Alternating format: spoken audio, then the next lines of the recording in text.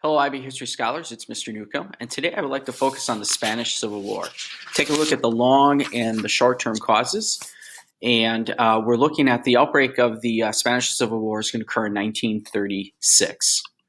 Now, looking back at the Spanish Civil War, there are a number of factors that contribute to it, and one thing that stands out are definitely the economic and the social problems that exist within Spain leading up to this Civil War. Again, we may not need to know like the nitty gritty details of the minute issues, but overall, we're looking at poverty throughout Spain. When we look at rural poverty, there's definitely a gap between the wealthy and the landless. And so when we look at some issues of land ownership and access to land, employment, about 45% of Spaniards are employed in the agricultural sector, and those jobs are not necessarily long-term or have any type of security with it. So employment is an issue, high illiteracy rate, and the abuse of civil guard. Moving on to urban poverty, one could say very similar to what may exist in the agricultural sector of Spain. Working and living conditions are on the forefront of Spaniards living in the cities, especially in the industrial centers. You do see the growth in trade unions. They are making an attempt to try to address some of the concerns and issues, and these issues are related to labor tension, military and police brutality, and just simply in politics, the polarization. Left and right-wing politicians just struggle to find common ground. To add to the economic and social problems, you also have in Spain a period of political instability, which is going to contribute to the polarization of society and then eventually bringing on the Civil War. So you look at Spain, even though it may be united, there are one could say, autonomous regions within Spain, or very fierce regional identity that exists in Spain. And so separatism is real and it is alive. Regions like Basque or Catalonia, all of them have their unique culture, traditions. They also seem to be spots of economic vitality, and they're looking at what they're getting out of this unification with Spain is not much, and so they're looking for either greater role in the Spanish government or simply have independence. You also see the role of the Spanish army. The Spanish army has been viewed as kind of like the protector of Spain and its empire. And unfortunately, it's also very unpopular. It seems to be very much tied to ultranationalism, and the power that they have is extremely entrenched and not necessarily creating the greatest, one could say, public image in Spain. The Catholic Church is very dominant in Spain. It is the established religion. And so you can see the role of the Catholic Church infused in just about every aspect of society. And so when you look at the power, there seems to be this power base held by the Spanish army or the military, the church, and one could say the extreme wealthy, or they sometimes get the title oligarchy. You do see in the 1920s the rise of a dictator, Primo de Rivera. He is creating a military dictatorship, and his goal is to try to, in some ways, address some of the concerns that Spaniards have, but he is just going to struggle with trying to address the social and the economic problems that exist within Spain. And by 1930, his power seems to become neutralized, and he's going to resign. While this is going on, you're starting to see the collapse of the monarchy. And so during his dictatorship, the monarchy really becomes more marginalized. And so then you take away the dictator, and King Alphonse the 13th with his sweet mustache just can't seem to hold the power anymore. He's not a modernizer in any way. And for Spain to progress in the 20th century, it's going to need to modernize, and modernization has to occur in society, in the economy, in politics, and he is a main obstacle to it.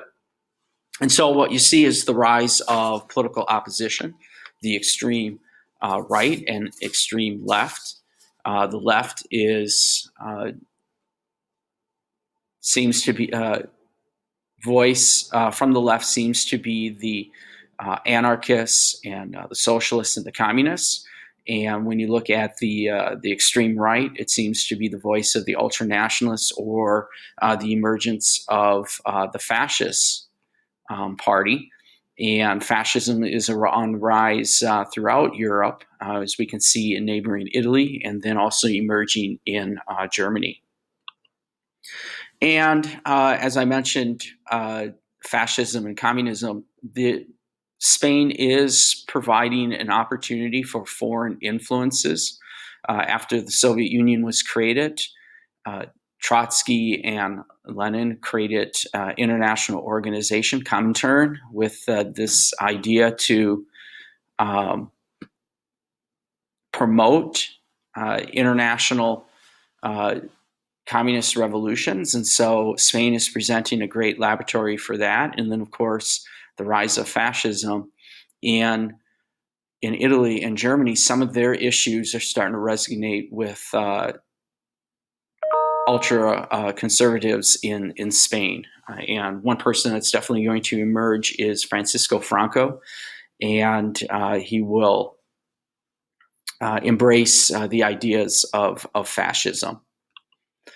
So in the 1930s, you definitely will see the polarization of Spain.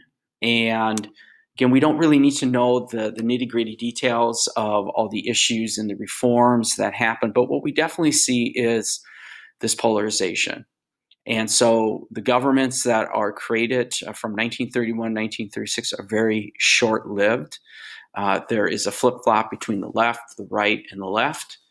And both regimes, the left and the right regimes, are really going to try to address some of the issues that speak to their party base and to their party ideals. And so when the left-wing government takes over in 1931, fills that vacuum left by the exiting monarch and the Rivera's government collapsing, the left-wing government attempts to make some reforms, a very much long laundry list of reforms, taking on agrarian issues, reforms for urban workers, take on the military and the Roman Catholic Church, as well as the separatists in Spain here. It's a large order, large task to take on. And the left-wing government is filled with competing factions. The socialists and the communists and liberals, they may not necessarily be on the same page. And so that explains why they're going to have limited success.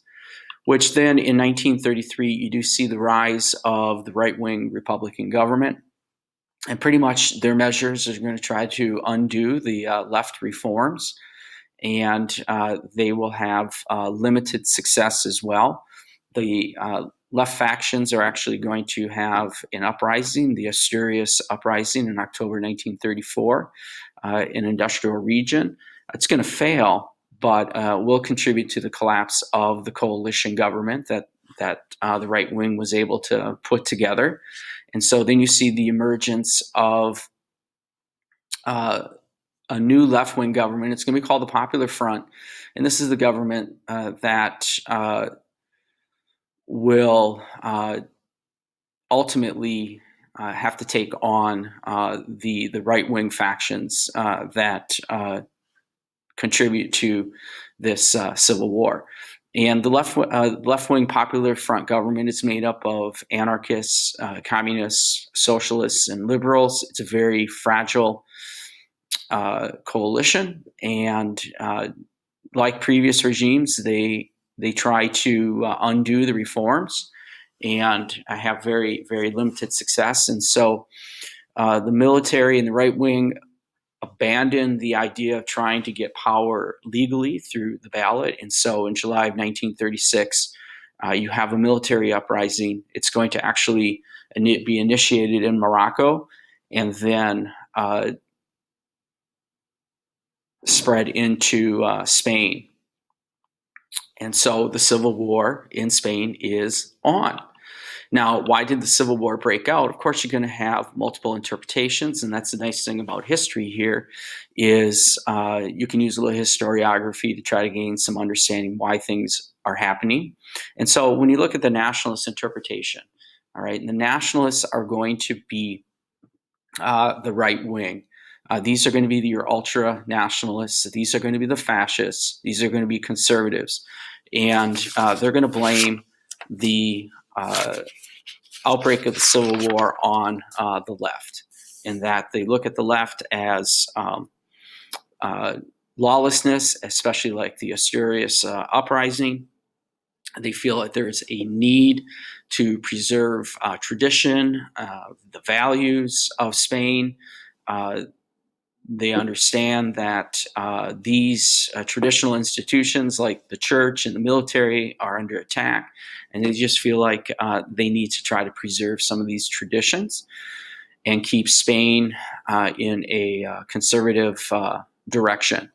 Where the Republicans, and this will be people on the left connected with the Popular Front, and the Republicans' interpretation is, of course, they're going to blame the extreme elements in the right, in that the nationalists and the ultranationalists, the fascists, they're just not interested in democratic institutions, and they want to keep Spain not in the direction of modernization. And so they feel that they are being challenged, and that so they put the blame of the outbreak of the Civil War on the nationalists.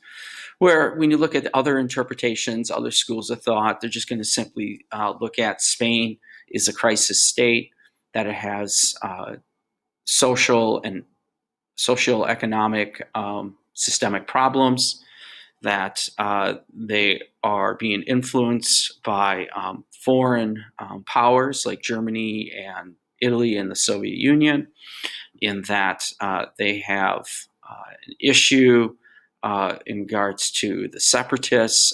So there's just a collection of problems here in Spain that's contributing to the outbreak. So it's not really you can point a finger at one particular group. There's just a lot of factors going on. All right, and so this is basically the causes of the Spanish Civil War.